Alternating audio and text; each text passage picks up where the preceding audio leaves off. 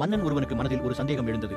அதாவது திருமால் குடியிருப்பதாக சொல்லப்படும் வைகுண்டம் நம் பூமியில் உள்ளதா அல்லது விண்ணுலகத்தில் உள்ளதா என்ற சந்தேகம் ஏற்பட்டது. அரசவையை கூட்டி அனைவரிடமும் சந்தேகத்தை கேட்டார். ஒவ்வொருவரும் பதிலை சொல்ல அவற்றில் எதுவுமே அரசருக்கு திருப்தி அளிக்கவில்லை. அப்போது மக்கள் கூட்டத்தில் இருந்த இளைஞர் ஒருவன், நான் பதில் சொல்கிறேன் என்றான். மன்னனுக்கு ஆச்சரியம்.